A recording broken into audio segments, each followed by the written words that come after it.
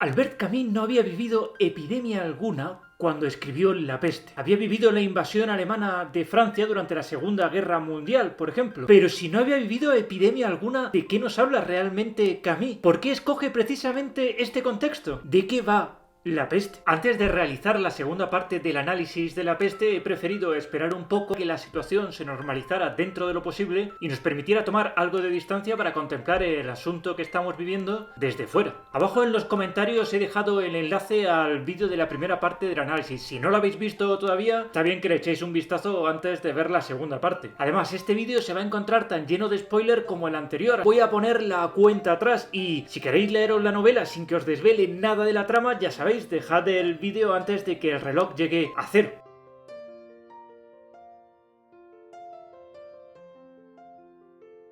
En la primera parte de la novela, Albert Camus se dedicaba a presentarnos la enfermedad y a mostrarnos cómo se configura la cuarentena en la ciudad de Orán para frenar la epidemia de la peste. Y aprovechaba esta circunstancia para enfrentarnos a la que va a ser la verdadera reflexión de su novela, la confrontación de la enfermedad y la salud, la muerte y la vida, lo abstracto y lo concreto. En esta primera parte de la novela, Albert Camus nos decía también que para enfrentarnos a lo abstracto, muchas veces es preciso que nosotros mismos nos convirtamos un poco en abstracto y sobre todo, que seamos honestos. En la segunda parte de la novela, Albert Camus va a seguir relatando la transformación de esta ciudad. Nos va a contar cómo los estadios se convierten en hospitales improvisados, cómo los vecinos quedan en las azoteas para charlar y saltar un poco la cuarentena, cómo los periódicos se dedican solo a seleccionar noticias positivas para reforzar el optimismo de la población. Pero sobre todo, nos va a hablar de un tema completamente diferente. Nos va a hablar de la desesperación y cómo la desesperación puede conducir a la gente a caer presa de lo abstracto. Cómo la desesperación puede hacernos ceder ante la peste. Además, Albert Camus por fin nos va a revelar qué entiende él por la peste. ¿A qué llama él ser abstracto? Para Albert Camus, la peste, lo abstracto, es la deshumanización. La peste es la muerte, aunque no solamente la muerte física, sino también la muerte de lo que significa ser humano. Es decir, la peste es cuando matamos a las personas para transformarlas en conceptos, las deshumanizamos, las hacemos abstractas, las convertimos en colectivos y en conjuntos que tienen adjetivos comunes. ¿Os suena esto a algo que sí pudo vivir Albert Camus? Y es que de todo esto Albert Camus sabía un rato, lo había vivido desde varios puntos de vista. Primero en su infancia en Argelia, presenciando cómo los franceses deshumanizaban a sus súbditos en la colonia. Después con la aparición del nazismo y el fascismo en Europa y la posterior invasión de Francia. Y por último con el Partido Comunista, del que él mismo formó parte y después renegó. Albert Camus nos dice que este virus de lo abstracto, esta enfermedad, forma parte de todos nosotros y solo necesitamos un momento de debilidad en la vida para que se exprese. Y una vez que se expresa, se contagia a toda velocidad. Para explicarnos esto, Albert Camus va a utilizar el relato de 3 muertes concretas, intercalando una reflexión entre la segunda y la tercera de ellas. Pensad en lo importante que esto resulta. Para cuando llega la mitad del libro, en Orán han muerto millares de personas y Albert Camus no se ha detenido en ninguna de todas estas muertes. Las ha tratado en conjunto, de forma abstracta. Las ha usado sin detenerse en los nombres de cada una de las víctimas. Pero en la segunda parte de la novela, Albert Camus abandona lo abstracto y le pone nombre y apellido a cada una de las muertes que vamos a presenciar. Las vuelve concretas. Es como si nos dijese que hasta este momento, en la primera mitad, había hablado de la muerte, pero a partir de ahora nos la va a mostrar, nos la va a hacer sentir. Lo primero que se lleva por delante esta abstracción, lo primero que cae es la inocencia. Es imposible seguir viviendo en un mundo de forma inocente después de ver lo ocurrido con la peste. Por eso, la primera muerte en la que se detiene Albert Camus es la muerte de un niño, y no un niño cualquiera, el hijo pequeño de un juez de Orán, conocido por sus justas sentencias. Albert Camus nos obliga a sentarnos en la cama del niño durante su agonía y nos exige que presenciemos junto a los protagonistas de la novela cómo avanza la enfermedad hasta conducir a la víctima a la muerte. Y lo hace para que nosotros, como los protagonistas de la novela, volvamos de lo abstracto a lo concreto. Así exactamente lo dice Albert Camus en el texto. Y sin duda, el dolor infligido a aquel inocente nunca había dejado de parecerles lo que en realidad era: un escándalo. Pero hasta entonces habían escandalizado en cierto modo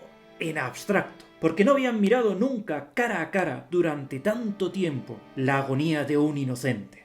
Mirad, aquí Camus nos está advirtiendo de algo más. Nos avisa que resulta muy fácil tolerar el dolor ajeno cuando lo hacemos abstracto, pero es muchísimo más difícil de soportar cuando se convierte en algo concreto. ¿Os suena todo esto de algo? Os propongo un ejemplo. Fijaos en estas noticias que han ido apareciendo en España durante el confinamiento del COVID-19.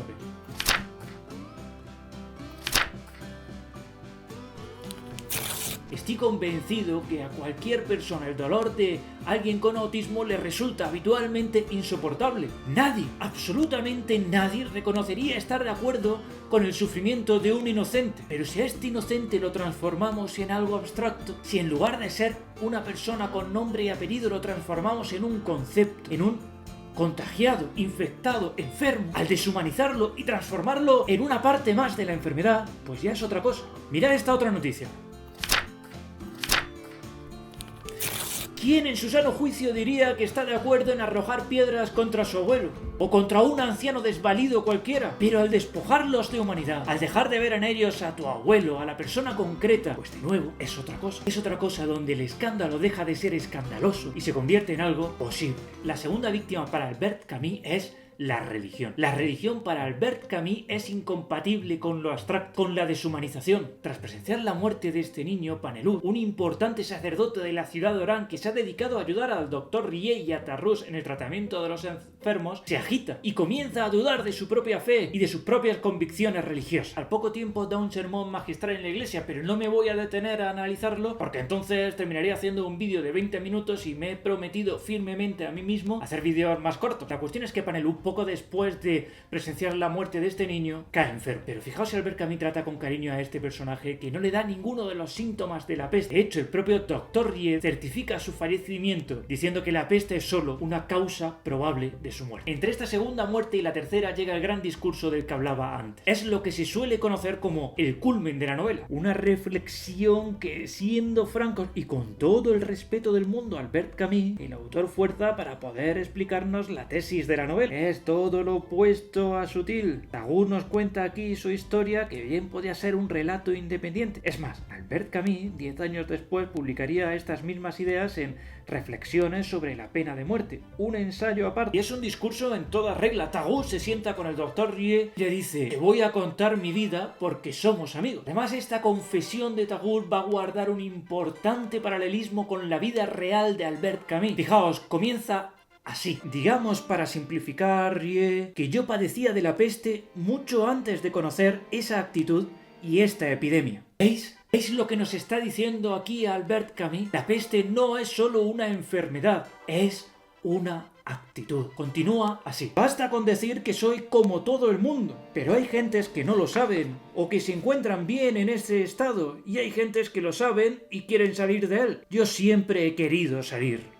Todo el mundo lo padece, todo el mundo tiene la tentación de caer en este estado. Inmediatamente después el personaje relata cómo llegó a esta conclusión. Tagus nos cuenta cómo comprendió en qué consistía realmente la peste, incluso antes de saber que se llamaba la peste. Tagus le explica a su amigo el Dr. Rie que su padre era fiscal y que siendo niño siempre lo había admirado por su trabajo, hasta que un buen día su padre decide llevarlo al juzgado para que presencie cómo ejerce su labor. Dice Tagus que hasta ese momento consideraba lo que ocurría dentro de un tribunal tan natural como lo que sucede durante una entrega de premios. Y para que nos quede claro, nos indica literalmente: tenía de todo ello una idea abstracta que no me desagradaba. ¿Veis? ¿Veis ese abstracta? Es la clave. Porque al acudir al tribunal, Tagus no va a poder quitar la vista de encima de una imagen concreta, la del culpable. Ya no es un ser abstracto ni un concepto, es alguien de carne y hueso que tiene sentado enfrente, que se muerde las uñas, que se rasca la cabeza, que se agita nervioso porque presagia la sentencia de muerte que con toda seguridad le van a aplicar. Esto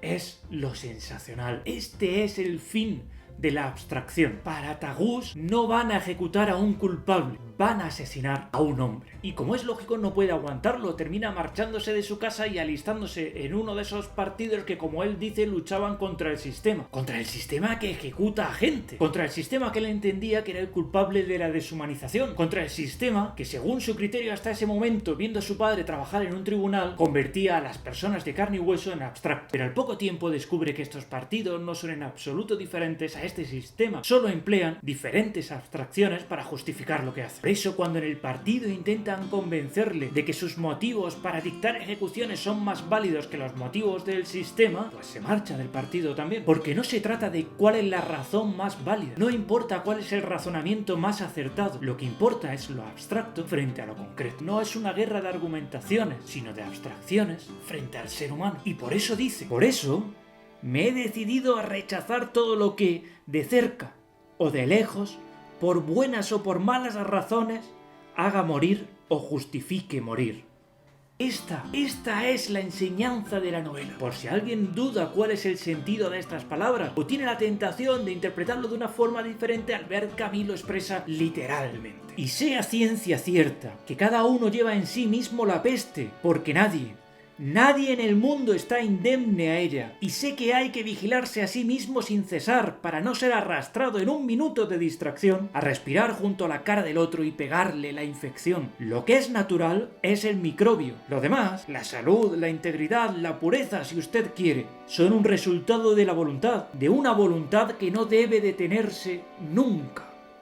Lo dice Tagus, pero es evidente que en esta ocasión es el autor, Albert Camus, quien habla a través de las palabras de su personaje. Una voluntad que no debe detenerse nunca. No debe detenerse para no caer en deshumanizar a los demás, para no justificar gritarle a un niño autista desde el balcón o lanzarle piedras a los ancianos al llegar a un pueblo. Una voluntad que no nace de creernos libres de la enfermedad, sino al contrario, de sabernos enfermos. Bueno, y el momento de esta reflexión no es casual tampoco. Ocurre entre la segunda y tercera muerte que Camus nos obliga a presenciar durante esta segunda mitad de la novela. Cuando termina su confesión Tagus, él y su amigo el Dr. Riet deciden olvidarse un rato de la tragedia, de la muerte y de la enfermedad y marcharse como dos buenos amigos a bañarse a la playa. Se trata de una escapada de la abstracción, de volver a ser concretos otra vez, aunque sea durante un rato, de ser humanos, de sentir el agua, el aire, la sal, la alegría, la risa, porque esa es, según Albert Camus, la única manera de vencer a la abstracción, de superar la peste, conservar algo aparte, algo propio, algo intrínsecamente humano, algo que nos permita recordar que no somos conceptos, algo que nos repita constantemente: no eres un número, no eres una palabra, no eres una definición, eres una persona. Y este algo no puede ser ni la inocencia, ni la religión con todas sus normas, tiene que ser algo muchísimo más particular, mucho más humano, como la amistad, como un rato en la playa. Por eso dice Tagus que el camino para alcanzar la paz es la simpatía entendida como empatía con los otros, no como estar sonriendo todo el rato. Por eso dice también que todas las desgracias de los seres humanos provienen de no hablar claro los unos con los otros. Eso nos asegura que en este mundo solamente hay plagas y que lo importante es, en la medida de lo posible, resistirse a formar parte de la plaga. Y por eso, en definitiva, cuando la enfermedad está casi vencida, cuando la peste ya se está retirando de Oran, Albert Camus nos obliga a presenciar la tercera muerte, la muerte de Tagus, la muerte del resquicio de humanidad que quedaba en el Dr. Riet, la muerte definitiva. Pero fijaos, esta última muerte, a pesar de acabar con la vida de Tagus, no logra su objetivo de transformarlo en algo abstracto. El Dr. Riet se niega a hospitalizarlo y tratarlo como uno más. Lo cuida en su casa acompañado de su madre, como a un amigo, no como a un paciente. No lo convierte en un concepto. La muerte gana, sí, pero no la abstracción. Tagus es un ser humano incluso en la muerte. Y es por eso que esta muerte coincide con el final de la epidemia en el libro. A partir de aquí, Albert Camus nos va a relatar cómo la enfermedad se termina, cómo la gente vuelve a sus trabajos, cómo se suceden los reencuentros, cómo la mayoría de los habitantes que han sobrevivido en Oran sonríen. Todos excepto aquellos que han perdido algún familiar, claro. La mayoría se comportan como si la peste no hubiese ocurrido nunca, o como si hubiese ocurrido muy lejos, en otra vida. Incluso un anciano vaticina que a partir de ahora se sucederán los discursos políticos, se celebrarán memoriales, se hablará de nuestros muertos, y posteriormente la gente se irá a celebrarlo atracándose en un banquete, porque ese nuestros muertos volverá a ser una abstracción. Incluso después de la peste, las víctimas dejarán de ser de carne y hueso para ser concepto, para ser algo abstracto. Se deshumanizarán porque Albert Camus nos enseña que la tendencia a la deshumanización está siempre latente dentro de nosotros. Es necesario luchar contra ella cada día. Bueno, si no habéis visto el vídeo de la primera parte, os dejo por aquí el enlace por si acaso. Y os propongo una especie de juego. Fijaos, esta misma reflexión sobre la deshumanización, sobre la confrontación entre lo abstracto y lo concreto, inspirada en las vivencias que ha tenido un autor durante la Segunda Guerra Mundial y el auge de los fascismos y el nazismo, está presente en otra novela con un contexto completamente diferente, Billar a las 9:30 de Heinrich Böll. Os propongo el juego, si queréis, de que intentéis encontrar la similitud entre La peste y esa novela del premio Nobel alemán. Y seguid dejando en los comentarios cualquier cosa que se os ocurra sobre esta novela o sobre cualquier otra. De hecho, había gente que en el análisis de la primera parte de La peste ya había adelantado que Albert Camus, sin haber vivido una epidemia, había vivido situaciones muchísimo más difíciles, como la Segunda Guerra Mundial. Dejad todos esos comentarios porque también yo necesito ver ideas diferentes, necesito aprender. Y en cualquier caso nos vemos la semana que viene con un análisis sobre un tema completamente distinto. Hasta entonces.